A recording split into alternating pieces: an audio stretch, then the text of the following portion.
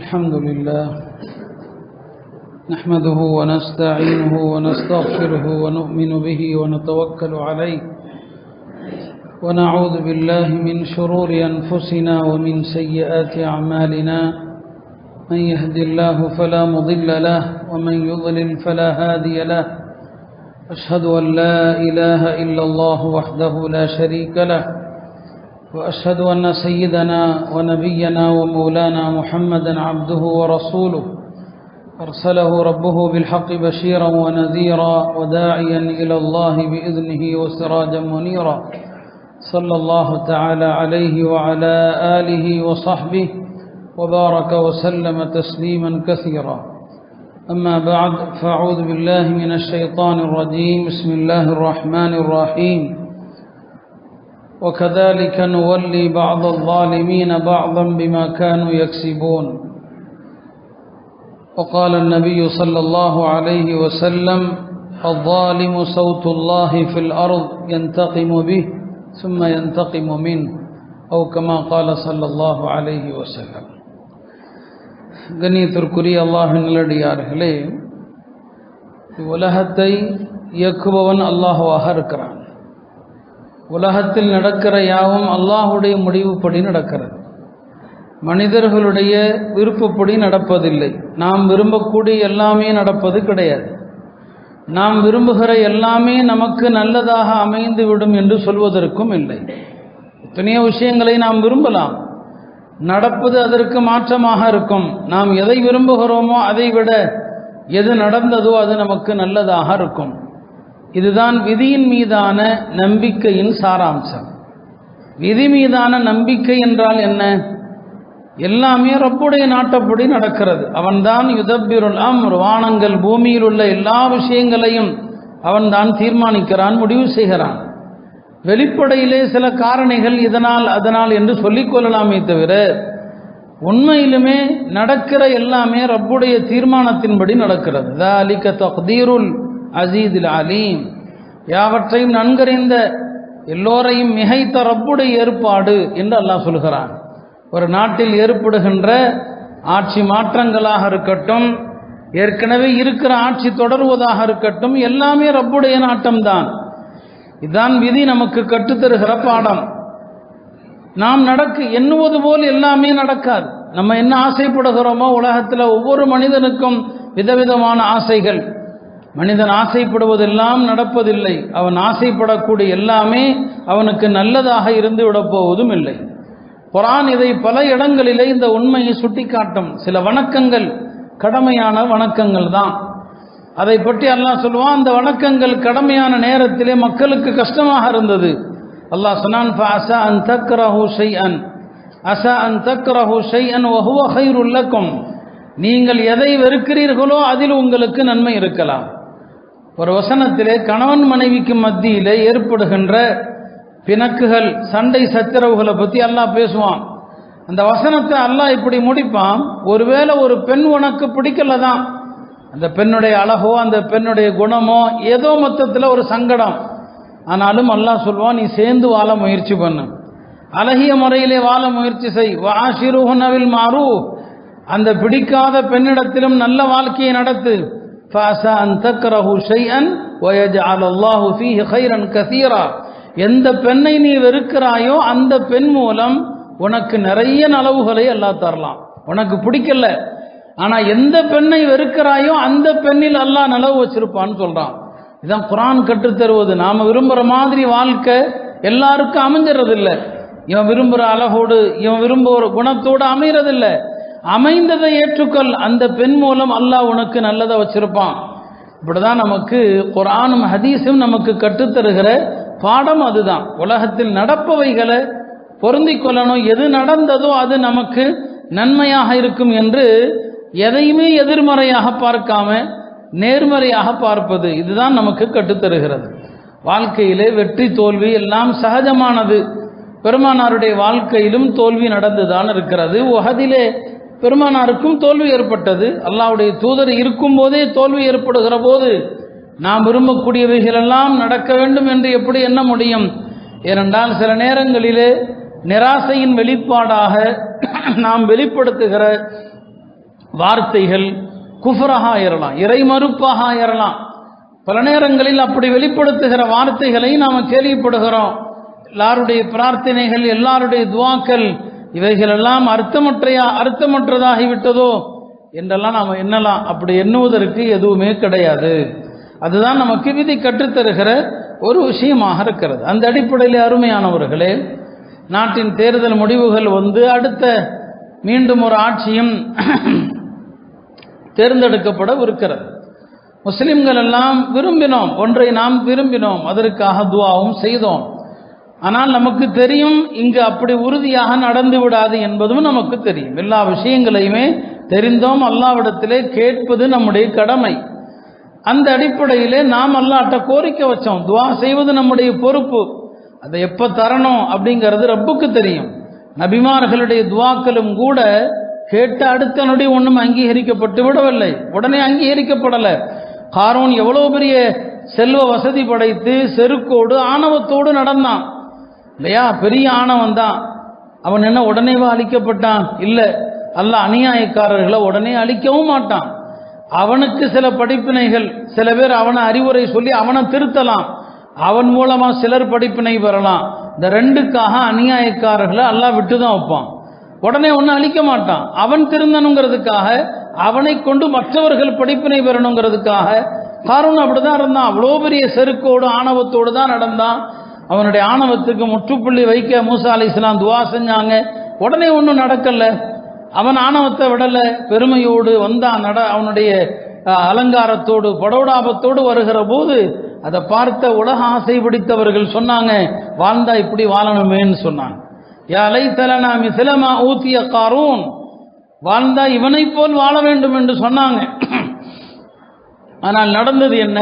அல்லாஹ்வுடைய வேதனை அவனை பிடித்தது. ஃபகஸஃப்னா பி வபிதாரிஹில் அர்த். மூசா அலைஹிஸ்ஸலாமுடைய துஆ எப்போ நிறைவேற வேண்டும் என்று அல்லாஹ் நினைச்சானோ அப்போ அல்லாஹ் படிப்பினைக்குரிய தண்டனையை கொடுத்தான். அந்த தண்டனையை பார்த்தபோது உலக வாழ்க்கையை ஆசைப்பட்டவங்க சொன்னாங்க, நல்ல வேளை நாம் தப்பிச்சோன்னு சொன்னாங்க.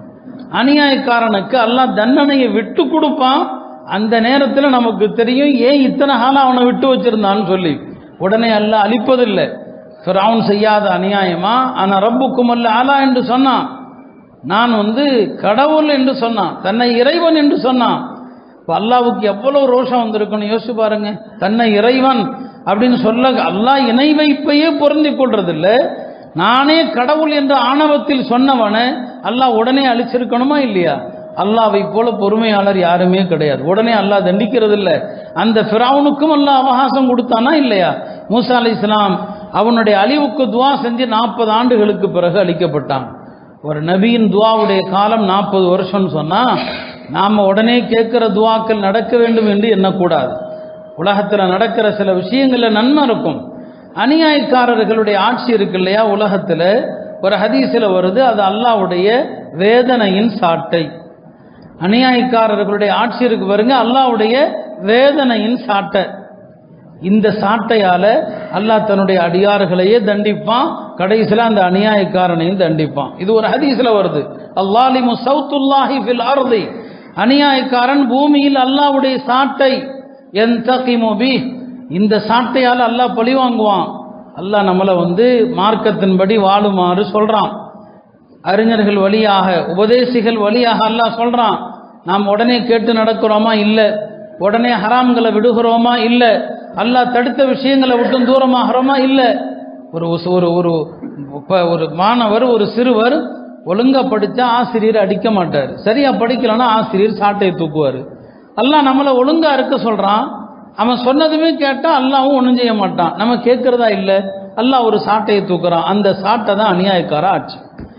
இப்போ இந்த மோடிங்கிற சாட்டை, அமித்ஷாங்கிற சாட்டை, யோகிங்கிற சாட்டை, இந்த சாட்டையை காட்டி அல்லாஹ் கேட்குறான், ஒழுங்கா மார்க்கத்தை பின்பற்றுகிறாயா இல்லையா? ஒழுங்கா மார்க்கத்தின்படி நடக்கிறாயா இல்லையா? இவர்களெல்லாம் அல்லாஹ்வுடைய சாட்டை. நான் சொல்லல, பெருமானார் சொன்னாங்க, அநியாயக்காரர்கள் பூமியில அல்லாஹ்வுடைய சாட்டை.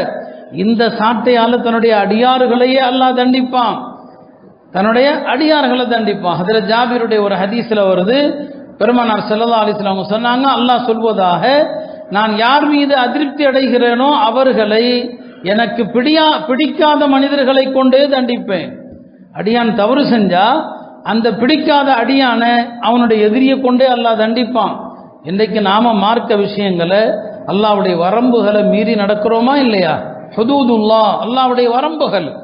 இந்த ஹுதூதுல்லாங்கிற வார்த்தை குர்ஆன்ல எங்கெல்லாம் வருதுன்னு பாருங்க. வாரிசுரிமை சட்டம், அந்த சட்டத்தை சொல்லிட்டு அல்லாஹ் சொல்லுவான் அல்லாஹ்வுடைய வரம்புகள் மீறக்கூடாதும்மா. நிக்காஹுடைய சட்டம், தலாக்குடைய சட்டம், ஹுலாவுடைய சட்டம், அதை அல்லாஹ் சொல்லிட்டு சொல்லுவான் ஹுதூதுல்லா, அல்லாஹ்வுடைய வரம்புகள் மீறாதீங்கன்னு சொல்லுவான்.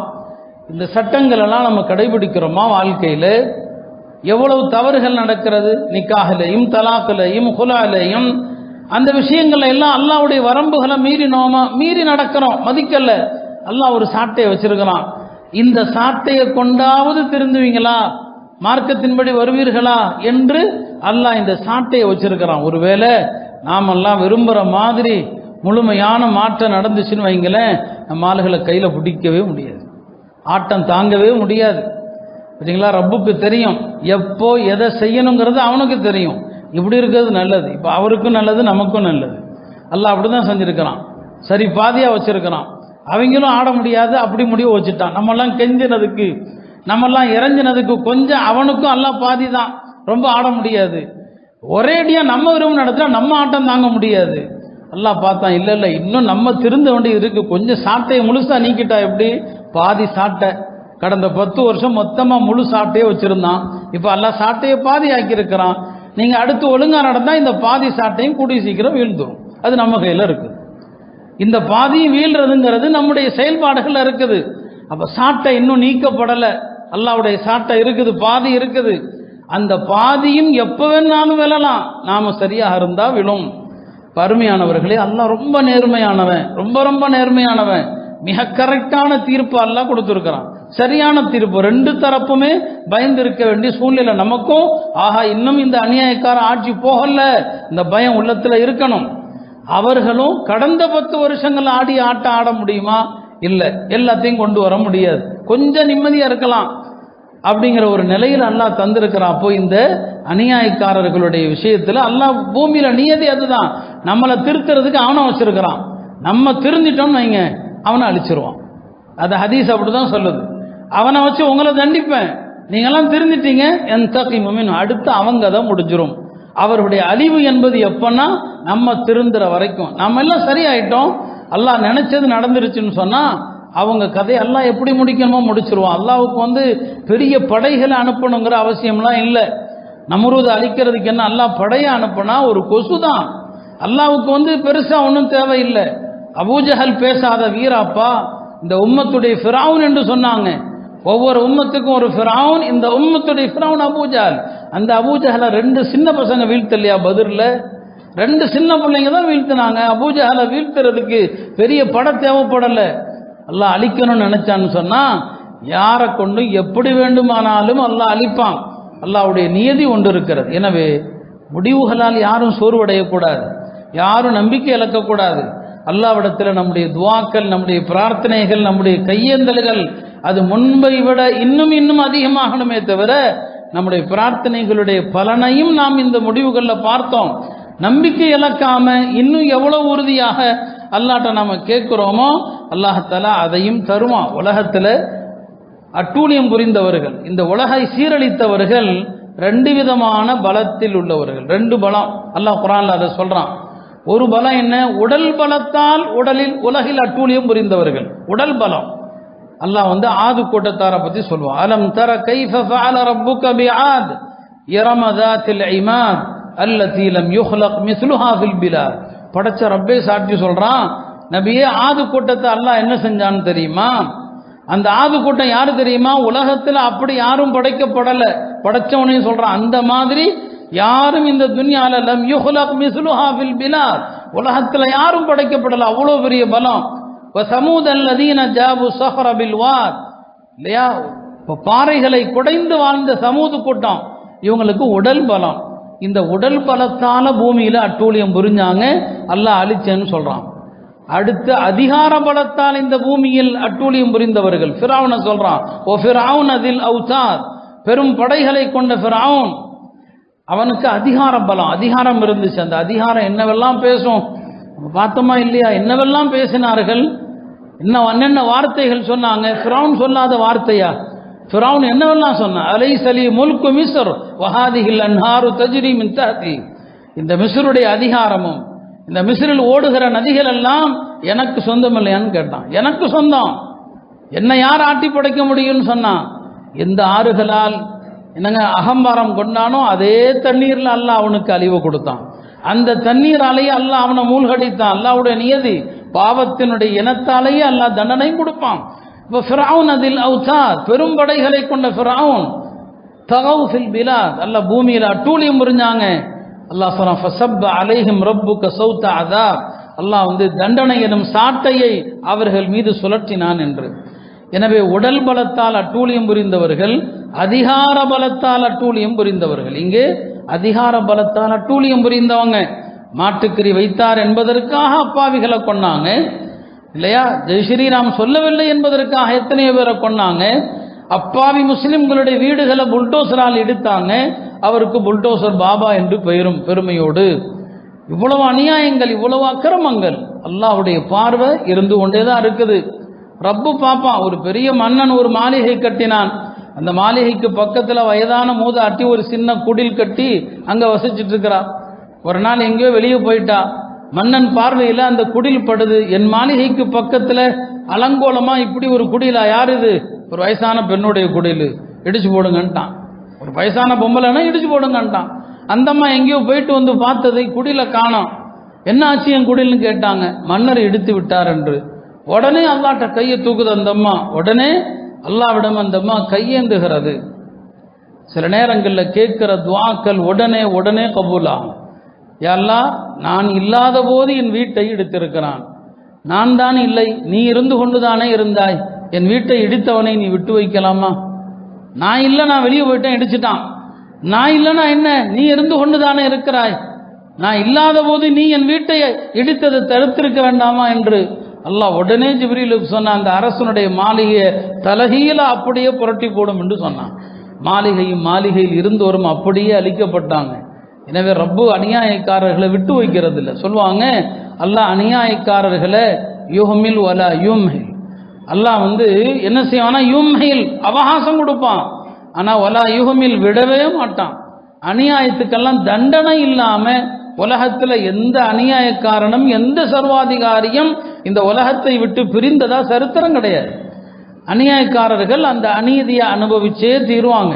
அதற்கான தண்டனையை ஒன்று உலகத்தில் அவன் ஹிதாயத்தை பெற்று திருந்தணும், அல்லது கடுமையான தண்டனையில் அழியணும். இந்த ரெண்டும் அல்லாஹ்வுடைய நியதி பூமியில ஞாபகம் வச்சுங்க. இந்த ரெண்டுல ஒன்று நடக்காமல் போகவே போகாது. குர்ஆன் மீது ஆன இது குர்ஆனுடைய உறுதியான சட்டம். இது ரெண்டுல ஒன்று அவனுக்கு அல்லாஹ் ஹிதாயத்தை கொடுப்பான், அது ஏற்பட்டா நமக்கு சந்தோஷம், அல்லது அவர்களுக்கு அழிவை கொடுப்பான். இவர்கள் செய்த அட்டூழியங்கள் கொஞ்ச நஞ்சமா பட்டியல் போடுவதற்கு அல்லாஹ்வுடைய நியதி ஒரு நாள் இவர்களை தண்டிக்கத்தான் செய்யும். அல்லாஹ் ஒரு நாளும் யாரையும் விட்டு வைக்க மாட்டான். அநியாயக்காரர்களுக்கு சாதகமா அல்லாஹ் ஒரு நாளும் இருக்க மாட்டான். நாம இவர்களுக்காக வேண்டி துவா செய்யணும். பெருமானார் ஸல்லல்லாஹு அலைஹி வஸல்லம் அவர்கள் ஒரு ஹதீஸ்ல அல்லாஹ் சொன்னதாக ரொம்ப அழகா சொன்னாங்க. அல்லாஹ் சொல்றான், அனல்லாஹ், நான் அல்லாஹ்வாக இருக்கிறேன். அன மலிக்குல் முலூக், நான் மன்னர்களுக்கெல்லாம் மன்னர்களா இருக்கிறேன். அன மாலிக்குல் முலூக், திருப்பி அதே அர்த்தம் தான். நான் தான் எல்லா அரசர்களுக்கும் அரசன். யாரும் என்னுடைய அரசாட்சியை எனக்கு தெரியாமல் எடுத்துக்கொண்டதாக யாரும் எண்ணி விடாதீர்கள். நான் தான் அரசன், எல்லாருக்கும் ஆட்சியை கொடுப்பது, அதிகாரத்தை கொடுப்பது நான் தான் சொல்லிவிட்டு அல்லாஹ் சொல்றான், என்னுடைய அடியார்களே, நீங்க எனக்கு கட்டுப்பட்டு நடந்தால் இந்த மன்னர்கள் அரசர்களுடைய உள்ளங்களை உங்கள் மீது கருணை காட்டும் விதமாக திருப்புவேன். நீங்க எனக்கு மாறு செய்தால் இந்த அரசர்களுடைய உள்ளங்களை இறுக்கமாக்குவேன், அவங்க உங்களை தண்டிப்பாங்க. அதனால அரசர்களை, ஆட்சியாளர்களை திட்டாதீங்க, உங்களை மாற்றிக்கொள்ளுங்கள். இந்த ஆட்சியாளர்களை உங்கள் மீது கருணை காட்டக்கூடியவர்களாக நான் மாற்றி காட்டுகிறேன். அல்லாஹ் மாற்றுவான். இதே ஆட்சியாளர்களை மாற்றுகிற அதிகாரமும் அல்லாஹ்விடத்தில் இருக்குது. நாம் அல்லாஹ்விடத்தில் இறைஞ்சுகிறோம், எல்லாம் இந்த ஆட்சியாளர்களுக்கு நேர்வழி காட்டுவாயாக, எல்லாம் இந்த ஆட்சியாளர்களை நல்வழிப்படுத்துவாயாக. மத துவேஷங்களை விட்டுவிட்டு நாட்டின் வளர்ச்சியிலும் எல்லா மக்களுடைய நலனிலும் சமூக நல்லிணக்கத்திலும் அக்கறை செலுத்துகின்ற ஆட்சியாளர்களாக ஆக்குவாயாக. உனக்கு அது ஒன்றும் பாரதூரமானதல்ல. இந்த ஆட்சியாளருடைய உள்ளங்களை முஸ்லிம்கள் மீது இரக்கமும் பரிவும் காட்டுகிற உள்ளங்களாக நீ மாற்றுவாயாக. புதிய பிரதமருக்காக நாம் துவா செய்கிறோம். அல்லாஹ் நினைச்சா அதெல்லாம் நடக்காத ஒன்றல்ல, கண்டிப்பாக நடக்கலாம். வரலாற்றில் அப்படி எத்தனையோ எதிரிகள் எல்லாம் மாறிய சரித்திரங்கள் இருக்குது.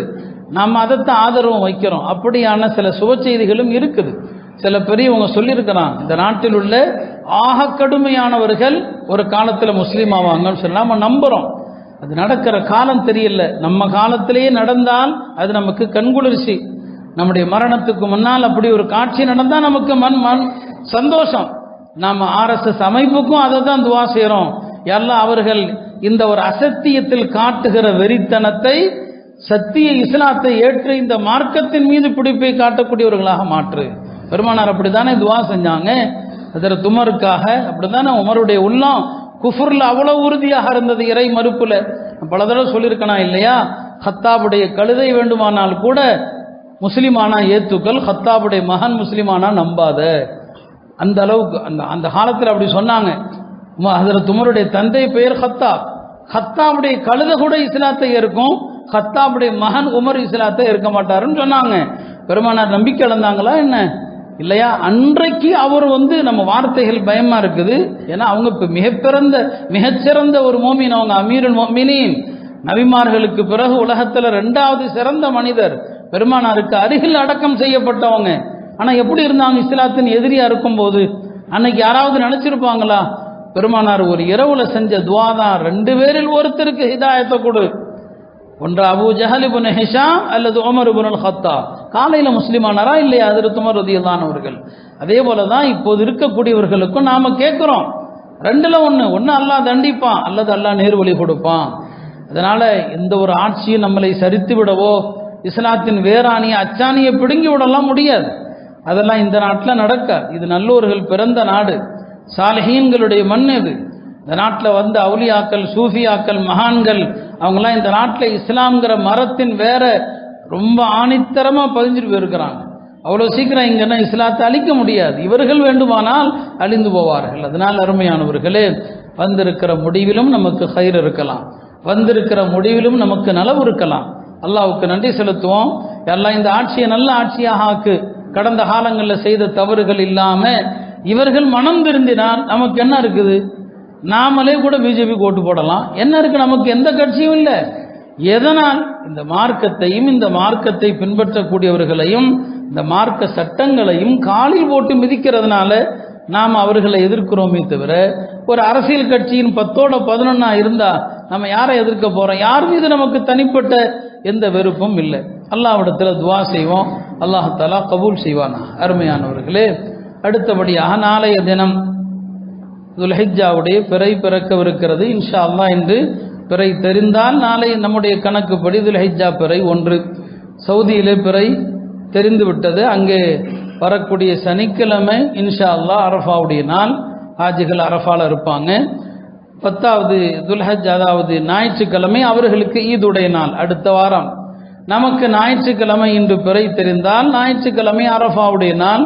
அரஃபா நோன்பு குறித்து அடுத்த வாரம் ஜும்மால இன்ஷா அல்லாஹ் சொல்லப்படும். திங்கட்கிழமை நமக்கு ஈதுடைய நாள். துல்ஹஜ்ஜினுடைய மாதம் புனிதமான மாதம். இந்த மாதத்தை பற்றி நாம் நிறையவே சொல்லியிருக்கிறோம். பெருமானார் ஸல்லல்லாஹு அலைஹி வஸல்லம் அவர்கள் சொல்லுவாங்க, வருடத்தினுடைய நாட்களிலெல்லாம் சிறந்த நாள் இந்த துல்ஹஜ்ஜினுடைய 10 நாள். இந்த நாட்களில் செய்யப்படுகிற அமல்களுக்குரிய நன்மை மற்ற நாட்களில் செஞ்சால் கிடைக்க போகிறதில்லை. இந்த நாட்களில் ஒரு நோன்பு வச்சிங்கன்னா ஒரு வருஷம் நோன்பு நோட்டுறது போல. இந்த நாட்களில் ஒரு இரவு நின்று வணங்கினால் லைலத்துல் கத்ருடைய இரவு நின்று வணங்கியது போல. ஹதீஸை ஒவ்வொரு வருஷமும் நான் சொல்கிறேன். ஆனால் ரமதானுக்கு கொடுக்குற முக்கியத்துவத்தை நாம் இதுக்கு கொடுக்க மாட்டிருக்கிறோன்னு நான் சொல்கிறேன். இந்த ஹதீஸ் எவ்வளோ அழகான ஹதீஸ் பாருங்கள். ஒரு நோன்பு வச்சிங்கன்னா ஒரு வருஷம் நோன்பு நோட்டுறது போல. பிறை 1லிருந்து 9 வரைக்கும் நோன்பு வைங்க. பெண்களை நோன்பு வைக்க சொல்லுங்கள். யாருக்கெல்லாம் வாய்ப்பு இருக்குதோ 9 நோன்பு வைங்க. ஒரு நோன்புக்கு ஒரு வருஷம் நன்மை.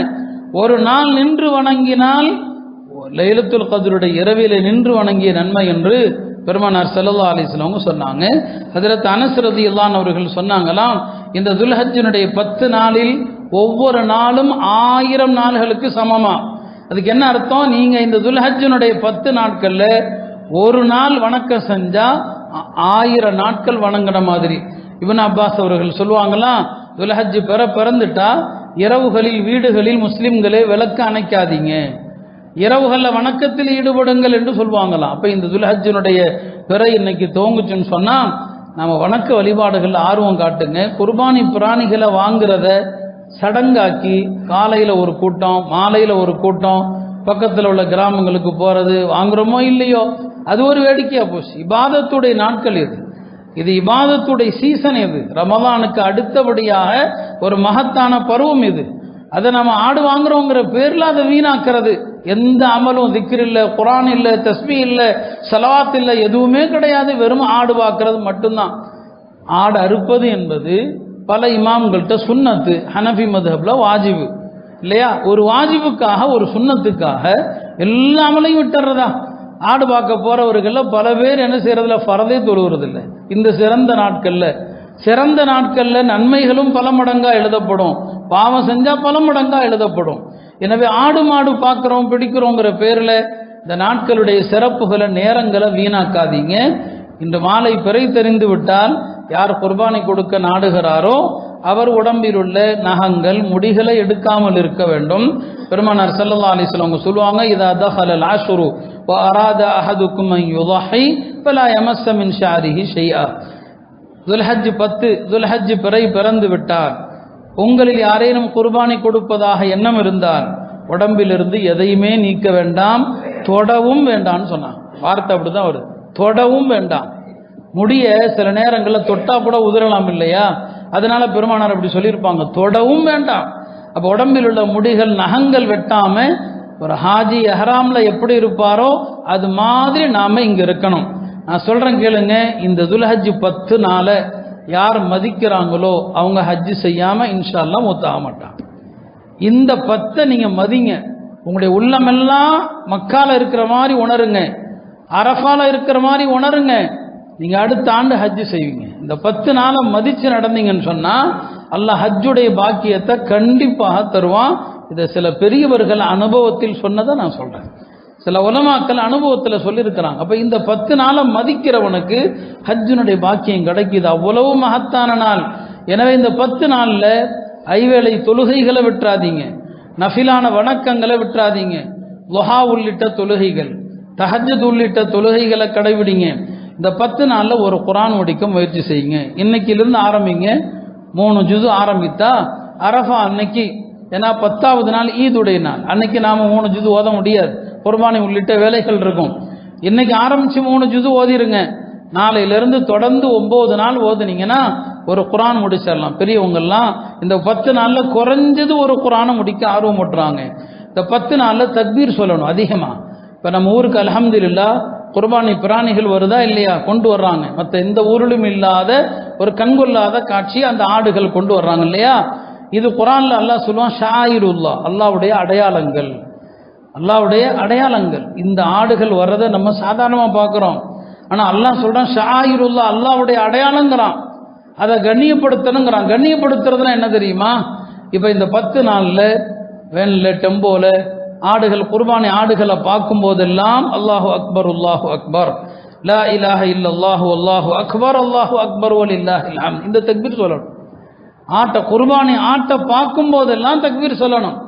நம்ம இதையெல்லாம் செஞ்சா இந்த குர்பானி கொடுப்பதிலும் நம்ம ஊர் தான் முன்னிலையில் இருக்குது. குர்பானி சந்தை தமிழகத்தில் நம்ம ஊர் தான் முன்னிலையில் இருக்குது.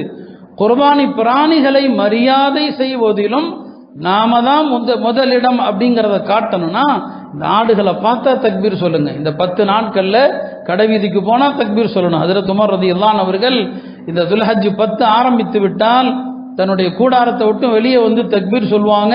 அந்த சந்தையில் இருக்கிற மக்கள் எல்லாம் உடன் சேர்ந்து சொல்லும் போது அந்த தக்பீரால் அந்த கடைவீதியை அலரும் என்று ஹதீஸ்ல வருது.